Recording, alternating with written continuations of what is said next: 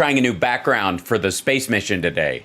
Isn't that, see? Because the DART will hit in approximately 65 minutes, if I may. Today's show is going to be extraordinarily manual because of that. And this is the live feed from NASA. This is a guy discussing how he thought it'd be better if short guys got jobs on spaceships because they could make the ceilings lower, and the other guys go like, nope, we picked the tall guys. It's like, damn it. That's it. That's what they're gonna hit. Dink from super far away. Boink. That's what's coming up. Doink. They're gonna ricochet off this thing. They're gonna fly a little capsule that looks like Voyager. It looks like a regular satellite. It doesn't look it's not macho at all. I would thought it had clamps on it and one rocket that we can fire once it connects. Like it goes kapow, and then we go nuclear, and it boom. But no. It they show little simulations of it every so often. We'll check back in. An hour and 3 minutes is when we're gonna hit it. And they're hold on. This is a first of its kind mission, testing a way to one day save our planet from a hazardous asteroid. Now, we asked astronauts aboard the International Space Station to... Also, by the way, why wouldn't you do this early? I mean, we've seen enough of the movies. The 90s are full of them. So, for all practical purposes, we should be, for God's sake, practicing all kinds of shit. The same way that we're trying to figure out how to predict earthquakes, the same way that we're trying to create the perfect anti-tornado, anti-hurricane house. You'd think, I don't know, after a while. So, anyways, we'll be checking back with them in a little bit. DART, we're going to do it. Getting close. 6 minutes and 40 seconds. Super exciting. Let's go to the audio. Mix of alpha people to make sure we get to this point. I can only imagine what they're feeling. Perhaps, like you said, a little bit of relief, a little bit of, can I let this go? I have worked for this moment so long, and now we can no longer do anything. That moment is just coming up. Yeah, but I think they're ready. I think they're at that point. You know, you're getting some shots of Elena Adams, the systems engineer, and you can imagine hitting up like needing to win a pool game to save your own life, and you hit the cue ball, and it takes months to hit the last ball on the table. Autonomously for 4 hours. Yeah, by the way, like and subscribe, give a thumbs up, support the show in any way you can. And if you can't, enjoy. Simply be coasting to its fate. This is blockbuster stuff, Lori. Oh yeah.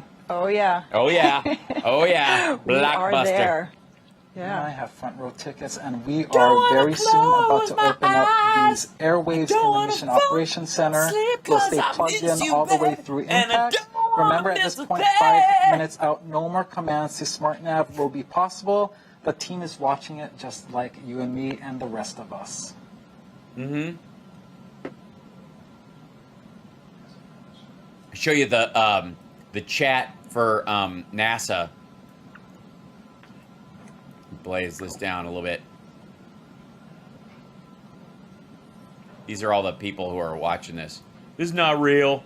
Right, we've reached 5 minutes from impact. The final command opportunity to SmartNav has passed, and the team is simply watching that data stream in just like we are. Also remember, there is a 38-second lag for the data to travel to Earth, and also an additional few more seconds for image processing. It's important to note that. Welcome to infotainmentwars.com. Obviously, we got the documents inside this NASA mission. All of it's bullshit, of course. That is an alien spacecraft full of demonic liberals that is flying towards the planet. Patriots have launched a flick beam that they're firing at the impact. We are at none of this is real. 1,100 miles away. This is an app. Everything's been done in an app. Stop clapping. You're turning the frogs gay. Sorry, infotainmentwars.com. Also, our window for sending any commands to the spacecraft is done. Yeah. Contingency's done. Can't do anything else.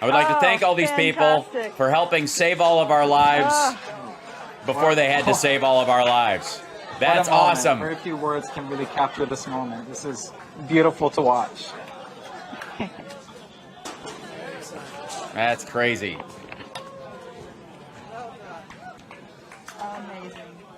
Amazing. What a This team. is- What a team and what an a accomplishment. team. A few weeks ago, they had their last dress rehearsal. They were getting emotional at the dress rehearsal. And they're like, "This is crazy. We're getting emotional. This is not the real thing." I can only imagine what they are feeling right now. I didn't realize Yes. it was launched from a Best Well, you Buy. can see them there on Sorry. screen. They're all pretty excited. Wow. Hearing impact, the curtains close on Draco Feed. That raw joy from the team, years of hard work and the weight of expectation So cool. lifted off their shoulders. Where's the explosion? This is amazing. But you can't see it because there's nobody filming the outside part of it. It's that far away.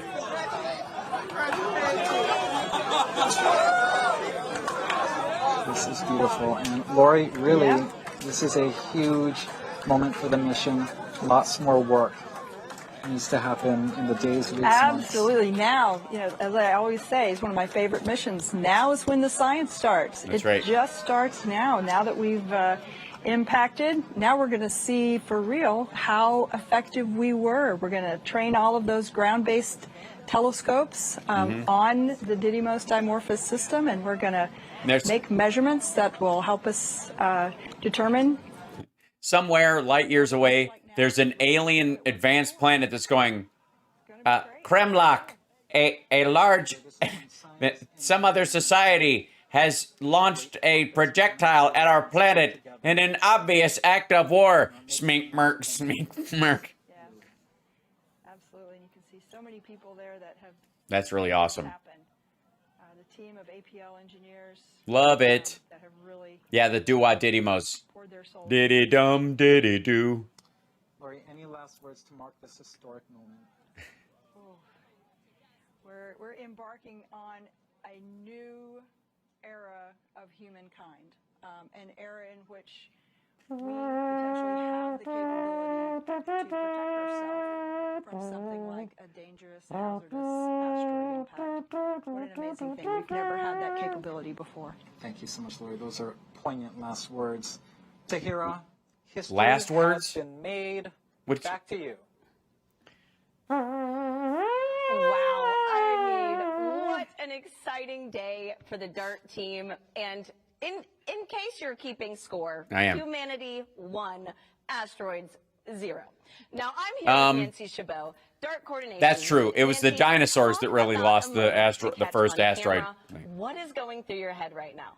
I mean, I'm just thinking, wow, that was amazing, wasn't it? I mean, those images, you just got closer and closer, and sort of we've been planning for this moment. We've been talking about it for years. At APL here, we've been working on this since 2015, and I knew... Back when there was an adult in the White House. Spectacular, and I think even then they exceeded my expectations of just zooming in like that. And the Obama administration set this off like, yes, go on this project. This would be a good idea. And I don't have to talk about it as coming anymore. It's happened now. We have done this. It's happened, and it is just incredible that as humans, like, we have done this. We did this. And Nancy, do you have anything you'd like to say to the teams who made tonight possible? Oh, I mean, I don't need to say anything to the teams because I know everybody like me is really proud to be part of this, right? Proud of this thing that we've been working on for years, and even before 2015, internationally, people wanted to do this. People wanted to take this first step. And then we finally did. Partners across the United States. We have actually 28 countries represented on our investigation team of scientists, telescopes on all 7 continents. Everybody doing their part to make this moment happen. So cool. I know I'm really honored to be on this team, and I know other people on the team feel the same way.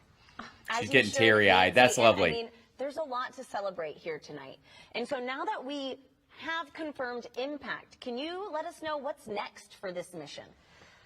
Well, I mean, I think I'm still taking a moment here, I'm sorry. because this is Soak a it big in. deal, and this was a really hard technology demonstration to hit a small asteroid we've never seen before and do it. Bill in Nye such is there. Spectacular fashion.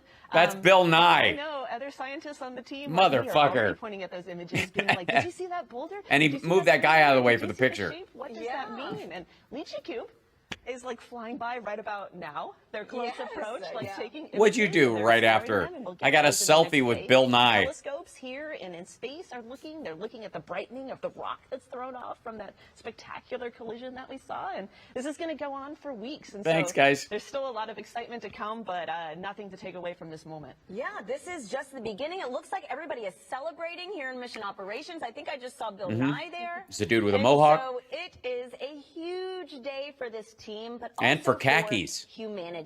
You know, Nancy, you mentioned earlier about some of Is that the a Space Force guy international there? collaborations.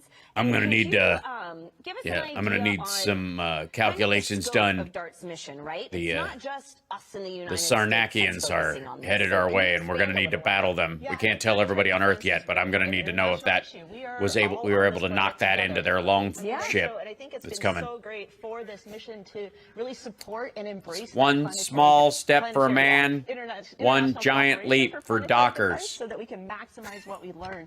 And this idea came about from international scientists talking to each other, working together, you know, in order to make this moment happen for NASA's Planetary Defense Coordination Office, building the spacecraft here at APL.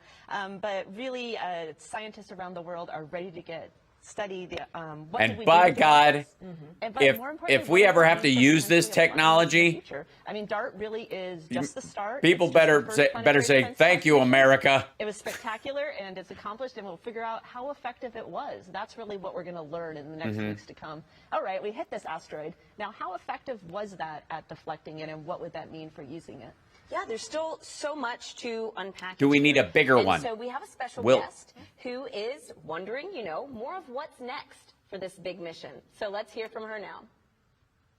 So, Hey everyone, I'm Danny Hansen, American Paralympic rower and hydro athlete. And first, I would like to congratulate the entire DART team on crossing the finish line. So congratulations. And with that, here's my question.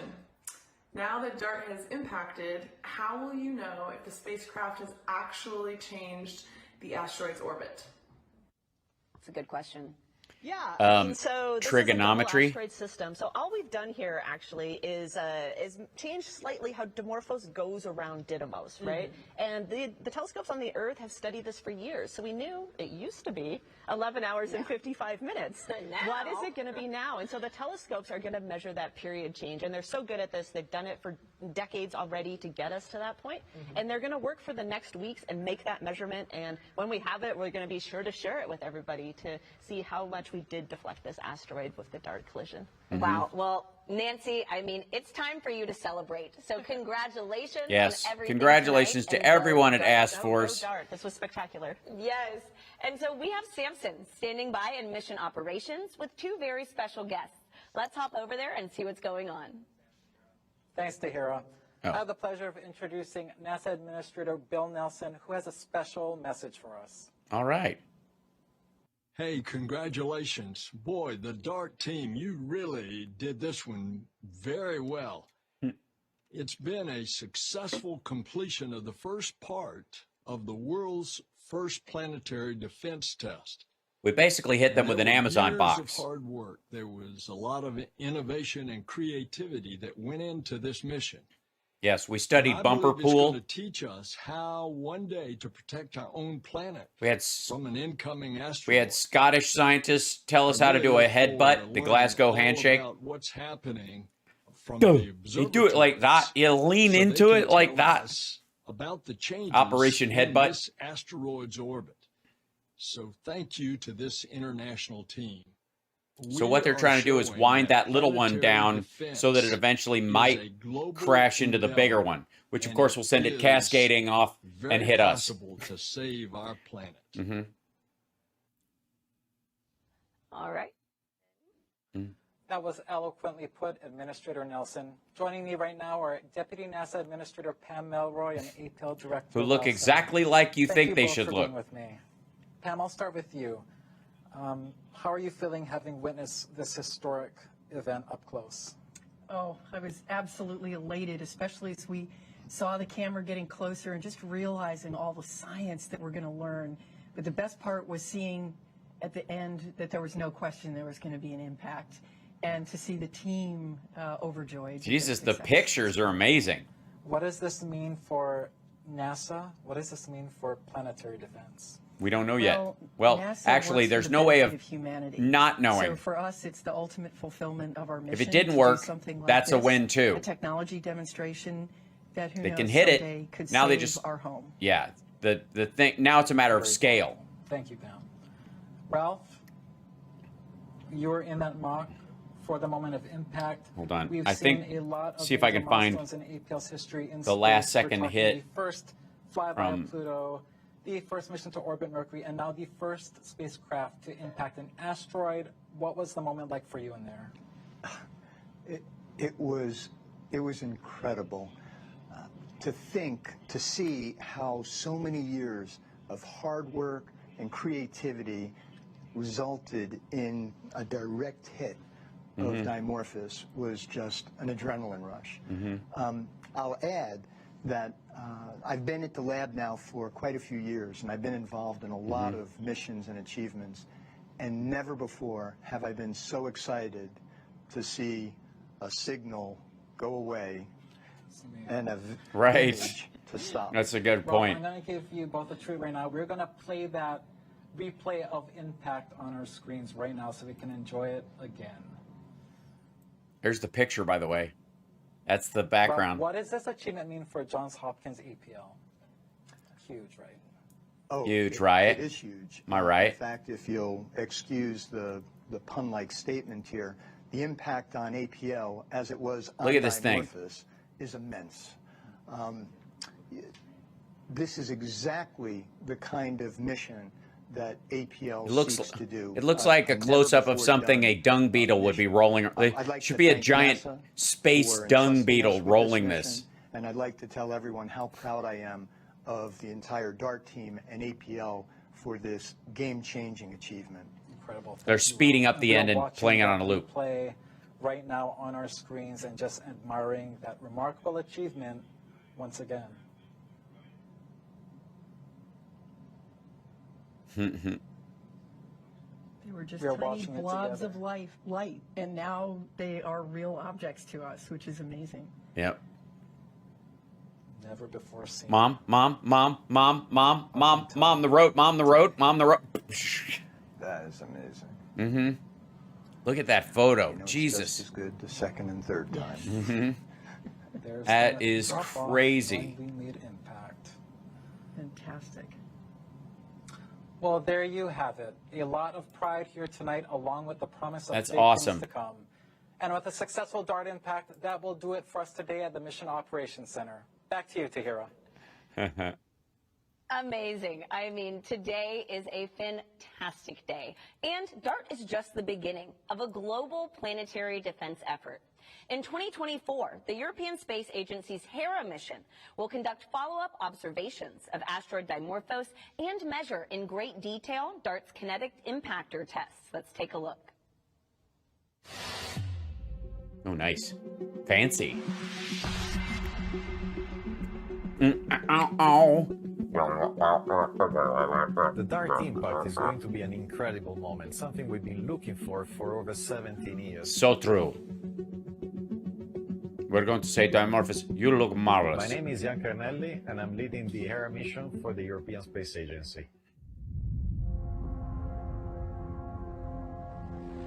The deflection by DART will be measurable from ground with telescopes. However, only with Hera coming up close and inspecting the asteroid will unveil all of those parameters that will allow us to plan for a deflection mission if one day we need one. This is the propulsion module of the Hera spacecraft that will take us to asteroid Dimorphos and will allow us to study the results of the DART impact. The propulsion module is being built here in Italy and then will be sent to Germany, where will be mated with the instruments and the rest of the spacecraft to be ready for launch in October 2024. We started designing and conceiving the whole mission and the spacecraft I wonder if there's about 2 years ago, and we have a launch date to meet that is a fixed date. They're replaying, like, I've watched this actually, this before, this setup on it. I'm curious if at some point we start, like, tagging certain asteroids as a matter of course now that this happened as well, because part of it is obviously testing the direction and being able to knock it off course if it's headed towards the Earth, and, you know, that kind of, those kind of tests are important, but being able to put, like, small compacts on recurring, on asteroids that come back around that will re-engage using solar energy when they come back into our, you know, they can send signals like a satellite. You just basically put a satellite pack on, you know, and attach it to every, you know, to a lot of these big asteroids that come around again and again. Taking more risk, but also trying to have higher rewards. The CubeSats will be installed on 2 panels that will be mounted on each side of the structure of the Webby. Nope, sorry, it's real. Sorry to bum you out. We don't live in a dome. The Earth is not flat. Why would they put a compact car on an asteroid? Because it's, no matter where you go, it's easy to park. No, it's okay, Peggy.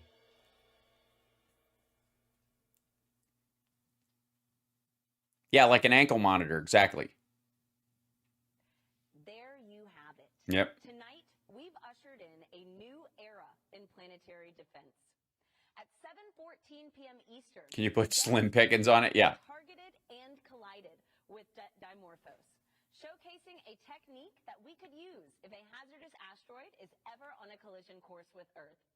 Even though impact is over, the process of moving the asteroid is still going on as we speak. Over the next days and weeks, yeah, I'm curious why Webby thinks this nonsense. I think it's hilarious. Arrest the asteroids, exactly. Attach thrusters to it, possibly, yeah.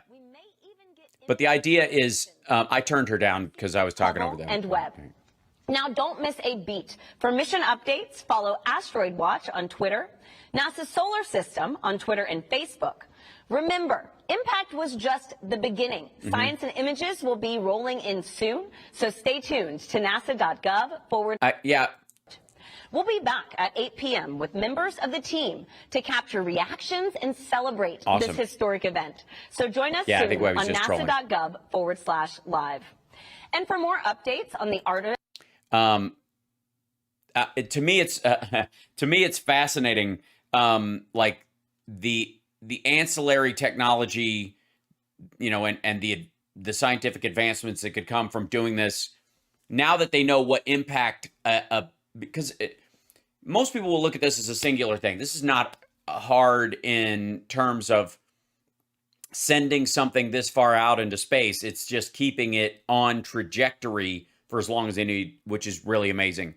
But there are lots of other things you get from this that you don't, that don't have anything to do with repositioning. By the way, I'm a big fan of the giant sperm going around the NASA symbol. I think that's a nice added touch as we humans populate the Earth. Sorry, I can't look at that as any other thing. It just looks like a sperm chasing its tail. I'm just saying.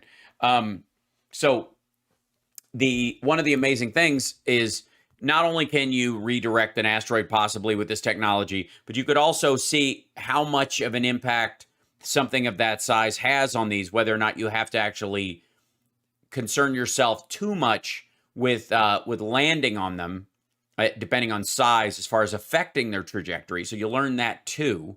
And then you'll also, yeah, it's always rough to walk up there. What are you doing with the dirt? You just threw it all over yourself. Yeah, it fell down. Like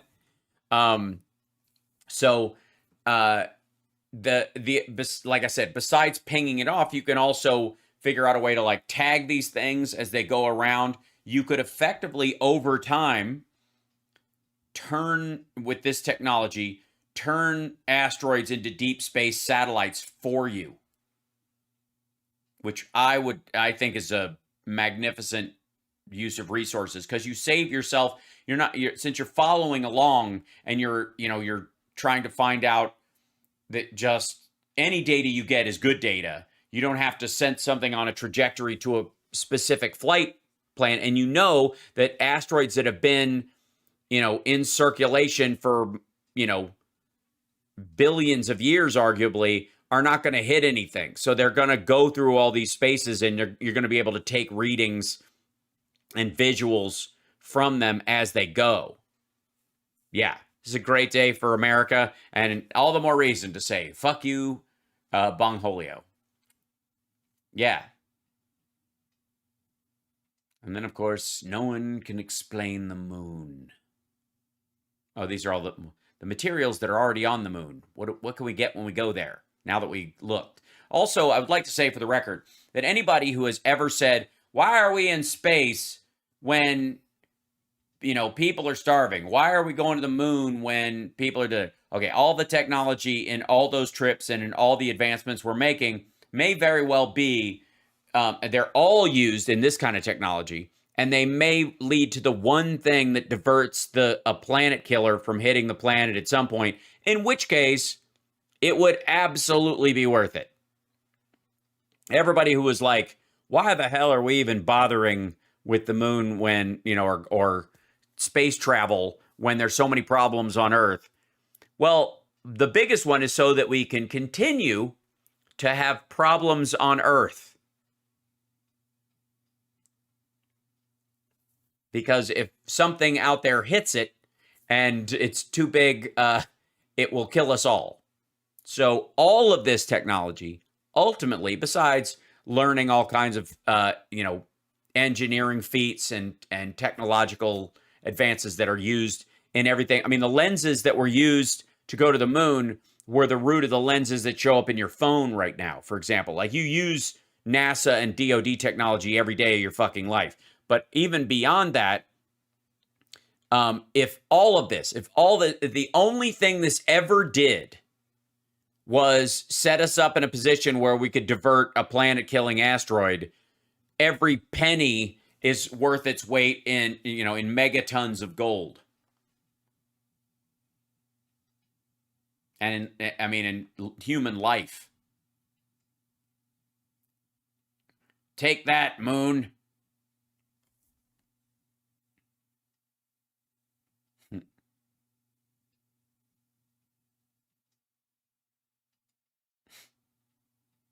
Gravity is so funny.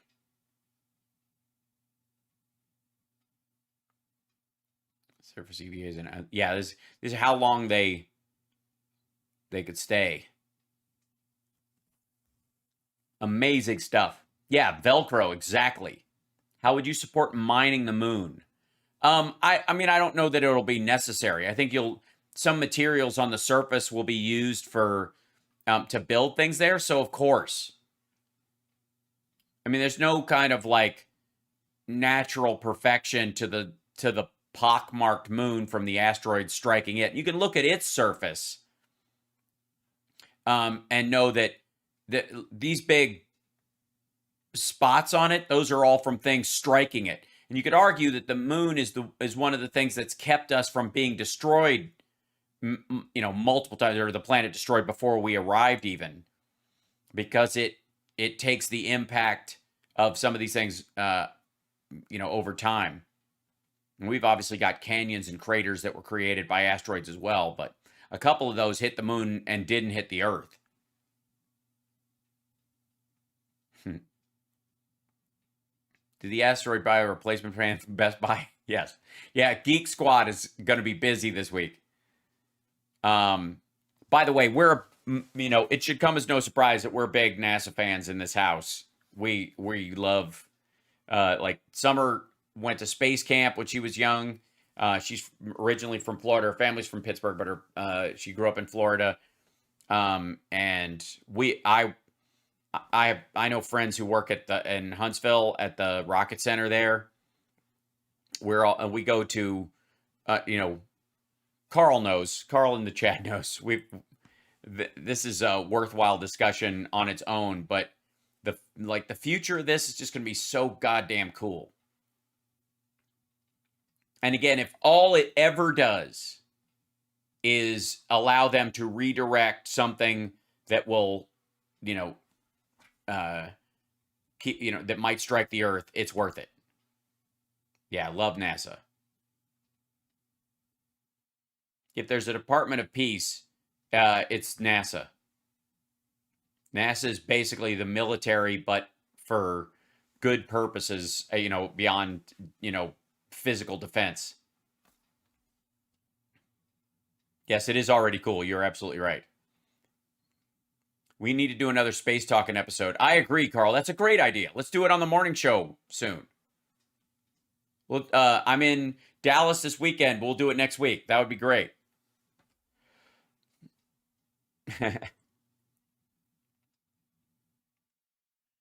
So amazing. What is it? What is it, Chud? Aw, hold on. Chud wants to say hi. Chud's a big fan of NASA as well. Of course, she's I'm coming, kiddo. What's going? Hello. What are you doing? What's going on? Hello. Are you okay? Yeah. I came out the door and she was like, "Oh, you're in there." Shit. I was just meowing. I thought something else was going on. You okay, girl? Yeah. She's a huge NASA fan. Yeah. She's wearing a spacesuit right now. Mm-hmm. Do you need a ride upstairs? She always needs a ride upstairs after the bathroom. I'll be right back. All right, you're getting a ride. Getting a ride over the stairs. Going upstairs. Everyone gets to the ride.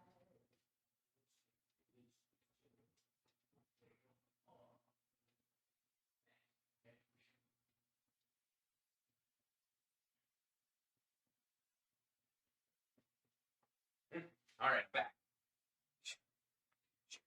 She always needs a ride upstairs after she relieves herself. Like, Dad, I don't want to walk these down. I'm an old cat. She's fleeking. This stuff is so amazing. And it's going to get smaller and smaller as the, you know, I was watching this,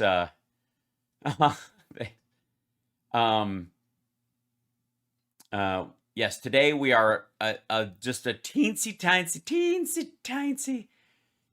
tiny bit safer from marauding astronauts. That is right.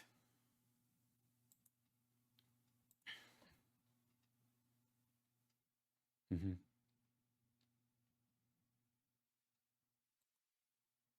Hmm.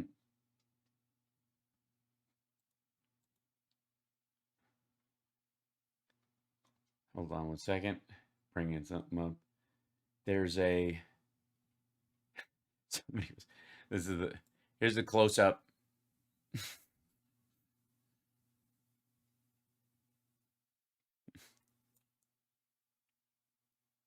Yeah, the hardest part of these things is the like flexibility and the ability to move with the sleeves being as big as they are. Yeah, they're hold on, let me see if I can find this.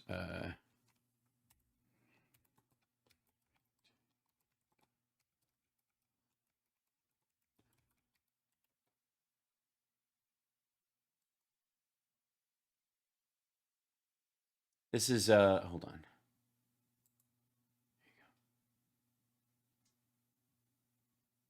This is a huge step forward. Yeah, so they're making yeah,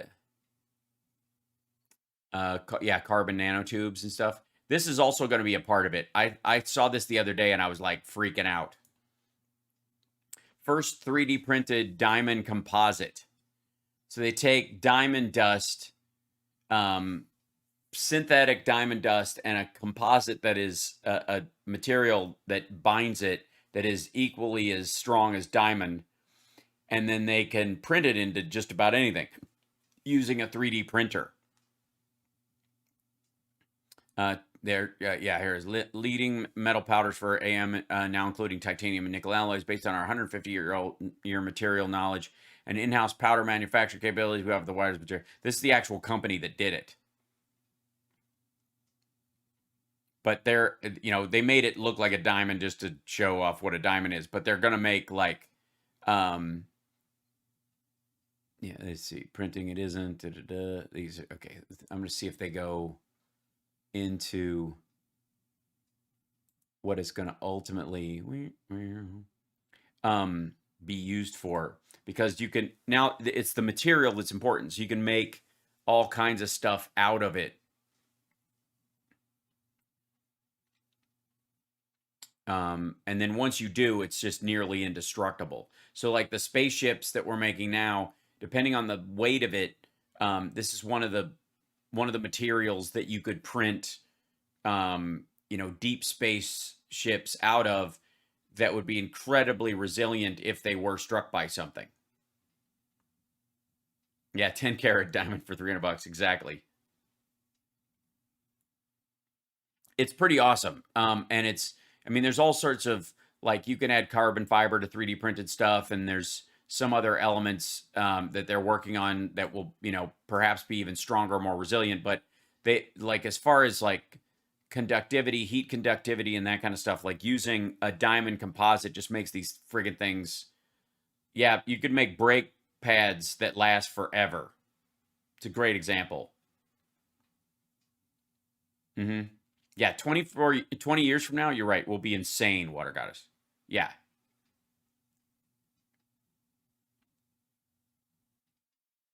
Yeah, they just made this to make it look like a diamond for fun. But the reality is they, they could make it into, a sort of case of, it should be hollow, and they can, like, look, you can screw the top off, and it's just as powerful as a diamond. Yeah, it's pretty awesome. Anyways, that just happened recently. And it's got a composite base. There it is. So the hard part is getting it off there once you're done.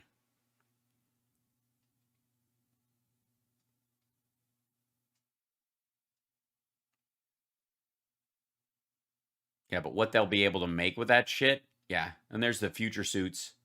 Look at this stuff. Hell yes.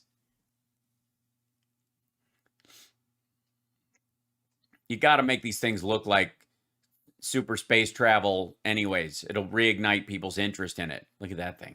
Look at this.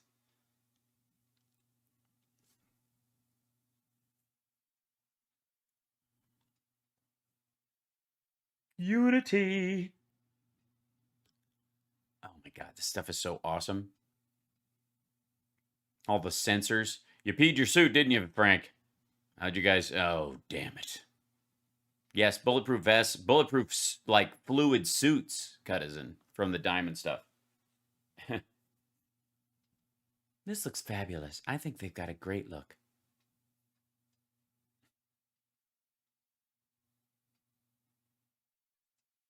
It's ads for Brilliant. Oh, that's nice. They're today's sponsor. It's made by, yeah.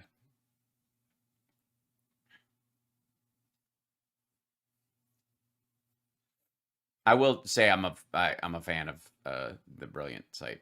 I do like it a lot.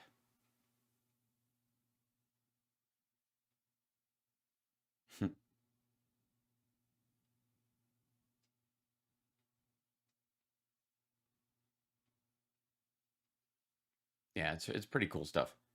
They need to develop a technology so astronauts don't need to go to the bathroom in their suits. The only way you could do that is to stop them from having biologically to go to the bathroom. It's honestly, it's the only, yeah, space diapers. Well, they basically do. I mean, that's they. I think that cigar-shaped thing that floated by a couple years ago could have made an alien. Oh, the Dark Knight. The Dark Knight's still up there. Dark Knight asteroid. Where is it? The Dark Knight satellite conspiracy theory. Hodgepodge of alien conspiracy. There you go.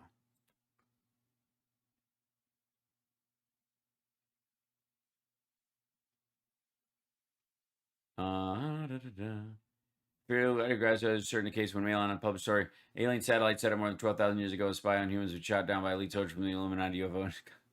With that, the conspiracy of the Black Knight satellite appeared to be very much alive. Let's see.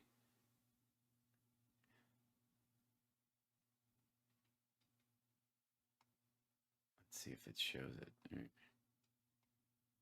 Yeah, so this is is this the one you're talking about? The Black Knight right here?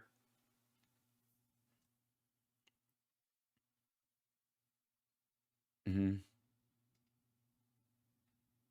So the theory is, okay, by the way, STS-88 astronaut Jerry Ross pointed out the ISS was in the midst of being constructed when the images were taken. The U.S. team said on its way to attach an American module to the one created by the Russians. As part of that work, they had taken 4 trunnion pin thermal covers with them. The task was to wrap these around 4 bare trunnion pins, as you do. You know, who hasn't had an afternoon like that? These being rods that attached to the module to the Space Shuttle Endeavour while it was being transported. This would act to prevent heat loss from the exposed metal. Unfortunately, during one of the spacewalks associated with this work, things went a little wrong. One of the covers came loose from its tether, causing it to float away with some other items. One of the thermal covers got away from you. During the space, it soon became apparent that the cover was lost for good. Subsequently captured on camera, this runaway black object was given the catalog number 025570 by NASA. A few days later, the item fell from orbit and it burned up. That's the thing right there. That's really what it is. That was the Black Knight.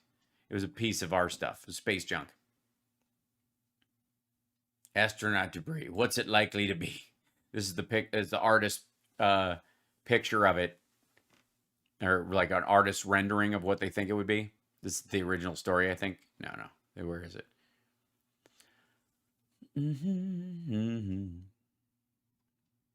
Yeah. Anyways, just so you know, that's shit. I could do like we could do a fucking NASA check-in every. What should we do? A NASA check-in on Mondays or Fridays? Guests on Wednesdays. Maybe Fridays, because it's like over the weekend you can dive into it. How would a spaceship powered by nano batteries would never run out of electricity for many years? What do you think? Absolutely, Bill. No question. I mean, arguably, you could have a nuclear reactor in one of the long-distance ships, and especially like a thorium reactor, as long as it's in The Martian, that's what they're talking about using. That he takes the little reactor they have and uses it as a power source, and it keeps him warm because even though he's probably giving him cancer at the time, is what he's saying. Parker Probe is next. Parker! My brain does work a bit fast, it's true. Yeah, Oumuamua, yeah. I think Fridays would be good just because we're heading into the weekend. You know what I mean?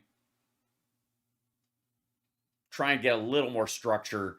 The morning show is becoming like the afternoon show was at a certain point, where I had to I got to come up with a more scheduled layout of what I'm doing, because it's, so I can at least get a grip on entertaining you guys, but also talking about stuff that interests me at the same time. Whereas, rolling the dice on what's trending in the mornings, I like going through that, but it doesn't have to be the whole show. Sometimes. So meet George Jetson. Dark Star is real. Yeah, problem with the reactor in space is how much stuff blows up trying to leave the atmosphere. Yeah, we have to clear that part first. Agreed. I mean, it's why we haven't used space as a method for getting rid of nuclear waste, for example. Although, in theory, if you make the container small enough and you house it in, I mean, it'd be relatively heavy, but if you housed it in, in diamond casing or that diamond composite, for example, where it could take, if it just fell from the sky, it would be covered in a reheat. The outside of it wouldn't break up. It would be able to take the heat, and then it would, be able to take terminal velocity drop and just stick in the ground someplace without exploding. You could start moving stuff out. the other thing too is to use a space elevator. That's really the technology that once we get a couple of space stations up that are functional, the idea of a space elevator. Let me show you. Line.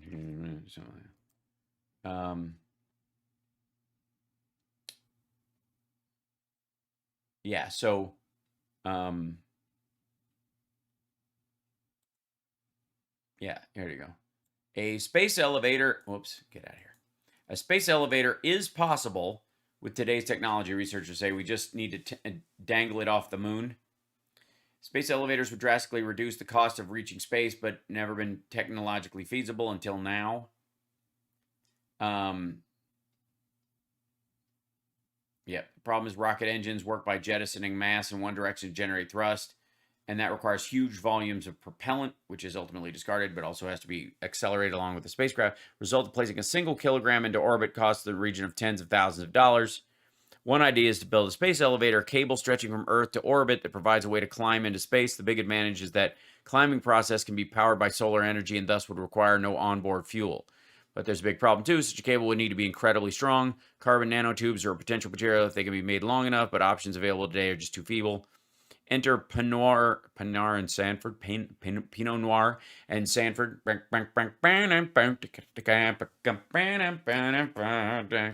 You big dummy.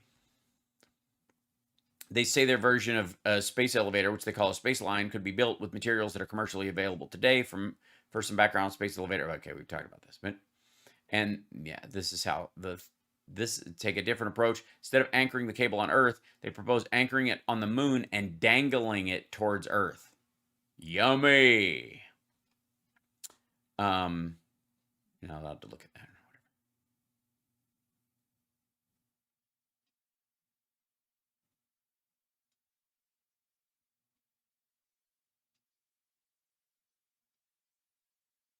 Yeah, I guess technically speaking, Earth to the space station, yeah, it requires some thrust to get it up a little bit. If you're wiring it up and it's in the idea is that the velocity, you're always, once you're in orbit, you're basically locked in. You're not going anywhere. And even, if you did attach something, it would climb up the string to the space station using its own grip, like somebody just climbing up a rope as opposed to thrust. So as long as the wire's strong enough, and its pressure is only on the bottom part of the wire, and it's in orbit, and the orbit, yeah, arguably it could work.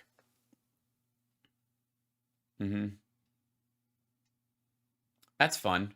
This startup wants to copy you into an embryo for organ harvesting. Terrific.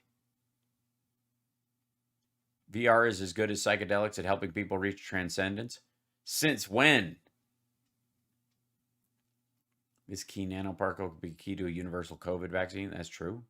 I've seen part of that before. This artist is dominating AI-generated art, and he's not happy about it.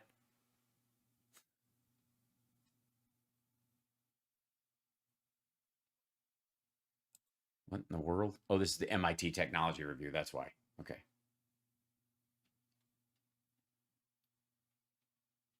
A medium dose. I see. So VR is good at psychedelics at helping people reach transcendence. On key metrics, a VR experience elicited a response indistinguishable from subjects who took medium doses of LSD or magic mushrooms.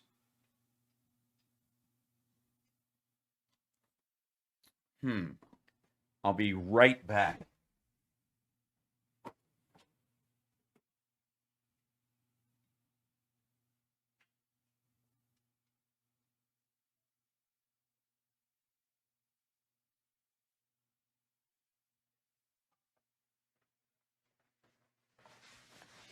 Wow. This is crazy. Hold on. I'm here, man. I'm just here. I'm good. Holy smokes. I can't even see you guys. This is great. What's happening? This is nutty. This is some crazy wild stuff. Where am I?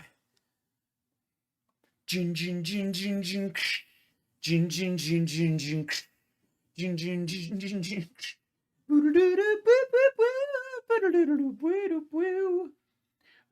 This actually does look really cool right now. I'm not gonna lie. This is a little nutty. Yeah. It's good times. I enjoy this quite thoroughly. I will say we got this a couple of years ago now. Maybe over a year and a half ago, maybe. It's a good time. I think, if I'm not mistaken, I can plug it in. And now I've done it. Now I've done it. Now I can put what I'm seeing in that screen as a thing. It is cool, but transcendence. Well, it's on